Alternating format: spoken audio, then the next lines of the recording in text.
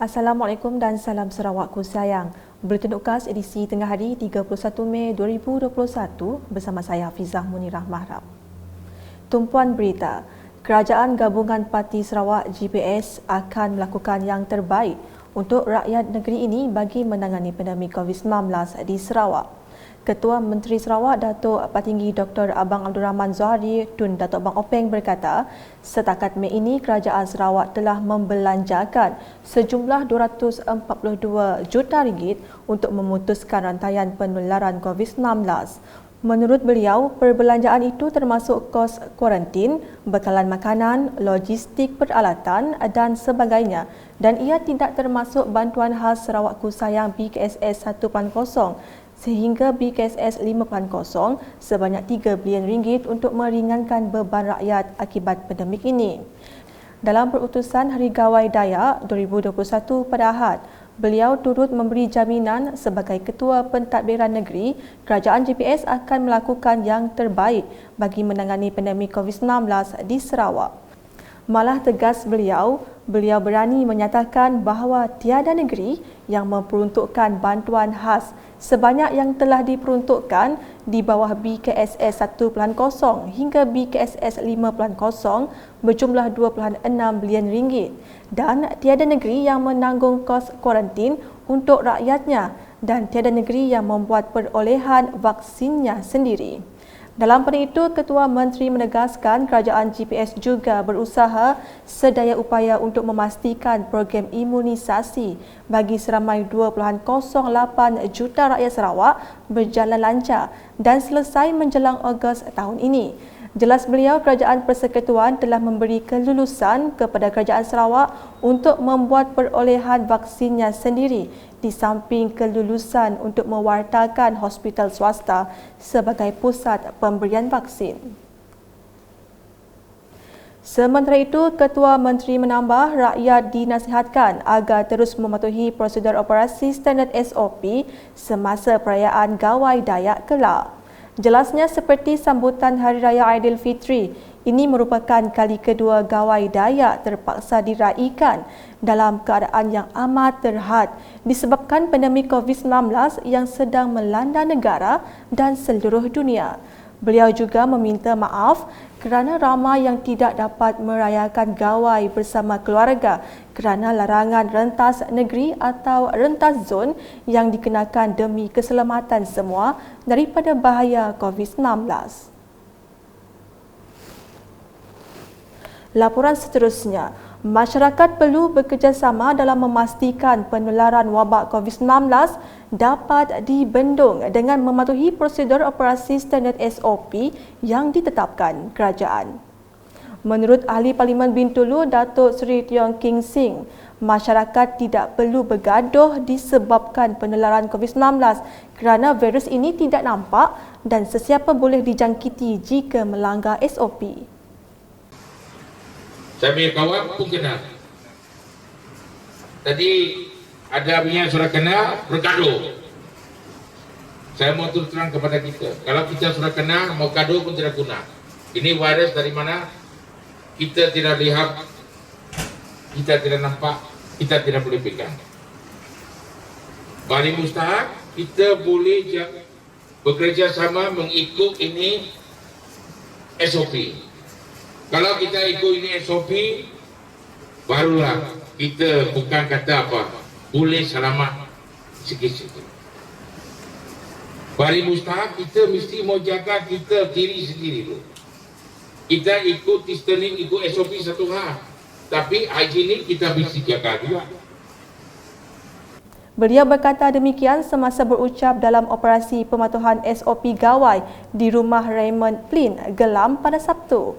Beliau yang juga Duta Khas Perdana Menteri ke Republik Rakyat China turut meninjau dan berucap di rumah Saging Layang sambil merayu kepada masyarakat Dayak pada tahun ini untuk merayakan Gawai mengikut SOP bagi mengelak dijangkiti COVID-19.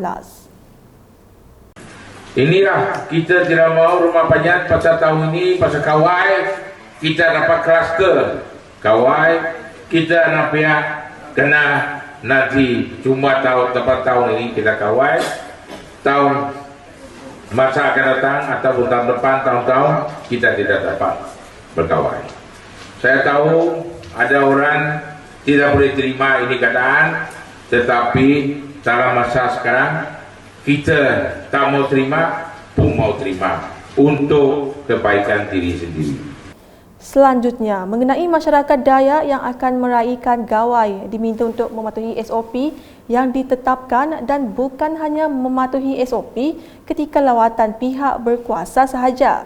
Pegawai Daerah Sebauh William Manggoi berkata, pihaknya mendapati hampir semua rumah panjang di Bintulu mematuhi SOP ditetapkan kerajaan dan berharap ianya dilaksana semasa perayaan gawai nanti. Apa yang saya mau selepas ini supaya SOP yang ditunjukkan semasa lawatan kita ke tempat-tempat ataupun ke rumah-rumah panjang yang kita buat ini masih kekal diamalkan seterusnya semasa dalam kita gawai ini. Jangan saja masa lawatan nampak cantik tetapi lepas pasukan pemantauan untuk balik SOP tidak diikuti. Jadi saya serulah, saya mohon kerjasama daripada semua masyarakat kita, masyarakat Iban dan semua masyarakat yang menyambut gawai pada tahun ini. Dari ini ikutlah SOP ataupun prosedur yang ditetapkan. Beliau menjelas demikian ketika ditemui dalam operasi pematuhan SOP gawai di rumah Raymond Plin Gelam pada Sabtu. Sementara itu, Ketua Polis Daerah Bintulu Superintendent Zulkifli Suhaili berkata, PDRM akan melaksanakan tugas dan pemantauan seperti yang diwartakan di bawah Perintah Kawalan Pergerakan PKP. Saya telah bentuk 18 pasukan pemantau, termasuk pemantauan di peringkat pematuhan SOP gawai dan juga pematuhan ke atas SOP PKP yang telah dikeluarkan oleh MKN di negeri Sarawak. Jadi pihak PDM akan laksanakan sebarang pelanggaran garis panduan yang telah dikeluarkan dalam SOP tersebut. Kita akan ambil tindakan undang-undang. Pasukan pemantauan SOP gawai yang ditubuhkan telah memulakan operasi pemantauan pada 28 Mei 2021 hingga 1 Jun 2021 yang terdiri daripada 110 anggota PDRM, Jabatan Sukarelawan Malaysia Rela, Angkatan Pertahanan Malaysia APM, Unit Penguatkuasaan Keselamatan Negeri UPKN dan Jabatan Imigresen Malaysia JIM untuk memastikan SOP gawai dipatuhi. Seterusnya, mengenai penganjuran Community Empowerment Fasa 1 Daerah Song menerusi kerjasama Jawatankuasa Pengurusan Bencana Daerah JPBD Song dan Community Policing Daerah Song. Program berkenaan telah dianjurkan baru-baru ini di kawasan rumah panjang dan penempatan sepanjang Jalan Temalat, Jalan Embuau, Jalan Takan dan perkampungan berhampiran. Taklimat telah disampaikan oleh petugas dari pelbagai agensi yang dipecahkan dalam 2 kumpulan.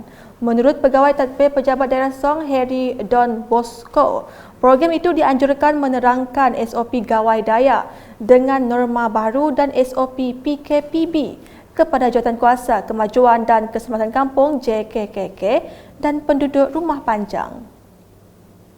Jadi hari itu kami hari sita menosong, hari upis lilih menosong, hari upis DO, bisa ngulu ngawa ngagai rumah panjai nerang ke pasal SOP gawai tahun 2021.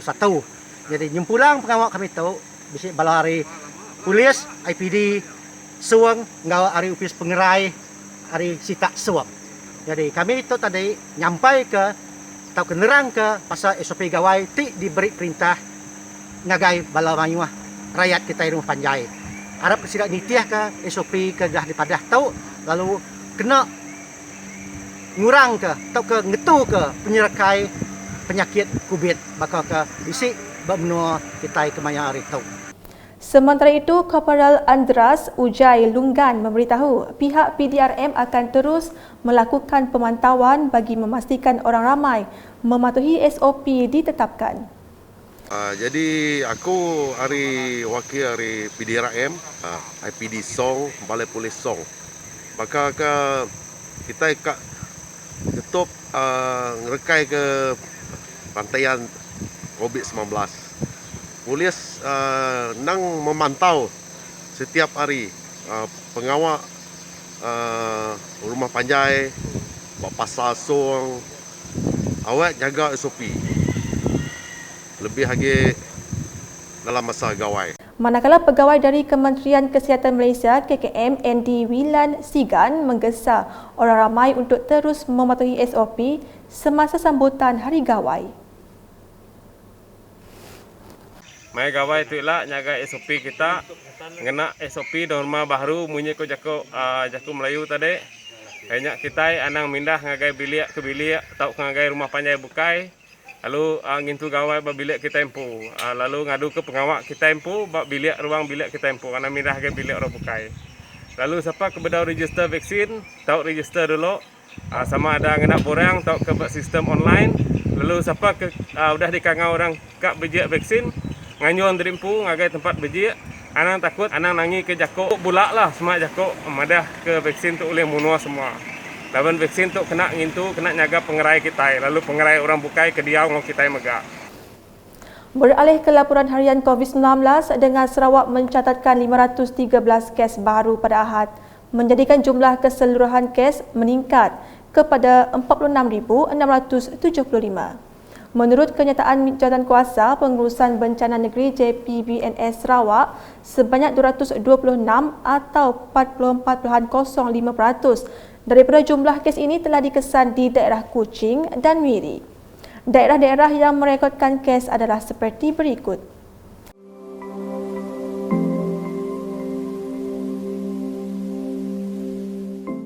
Dalam itu, terdapat 4 kes kematian baru melibatkan jangkitan COVID-19 dilaporkan dan menjadikan jumlah kematian akibat jangkitan tersebut meningkat kepada seramai 284 orang. Dalam kenyataan media sama, Jabatan Kesihatan Negeri Sarawak JKNS telah mengisytiharkan 2 kluster baru iaitu kluster Gerigat, Kabong dan kluster Sungai Parik, Seri Aman. JKNS turut mengisytiharkan 1 kluster tamat iaitu kluster Konsortium Bumi Kuching setelah tiada kes baru dikesan atau dilaporkan dalam tempoh 28 hari. JPBNS juga telah membuat keputusan pengisytiharan dan penamatan Perintah Kawalan Pergerakan diperketatkan PKPD seperti yang tertera.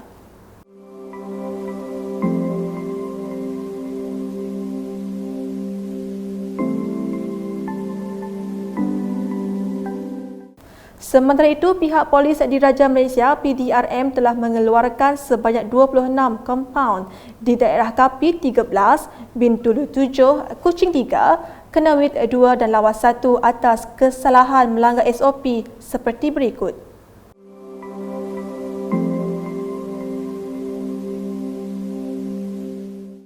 Ini menjadikan jumlah keseluruhan kompaun yang telah dikeluarkan sejak 18 Mac 2020 hingga Ahad sebanyak 6,897 kompaun. Manakala pihak Kementerian Kerajaan Tempatan dan Perumahan Sarawak pula telah mengeluarkan 22 kompaun di bawah seliaan Lembaga Kemajuan Bintulu BDA 11, Majlis Daerah Bau 4, Majlis Perbandaran Padawan 2, Majlis Daerah Dalat dan Mukah 2, Majlis Daerah Luar Bandar Sibu 1, Majlis Daerah Meradung dan Julau 1 dan Majlis Bandaraya Miri 1 atas kesalahan pelanggaran SOP seperti berikut.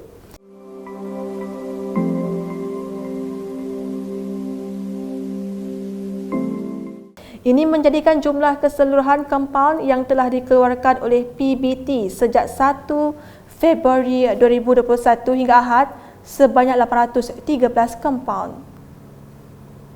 Sekian edisi Tengah Hari bersama saya Hafizah Munirah dan kru penerbitan. Berita lebih lanjut boleh didapati di semua platform media sosial Lukas termasuk portal lukas.sarawak.gov.my dan pastikan anda subscribe UKAS channel di YouTube. Salam UKAS.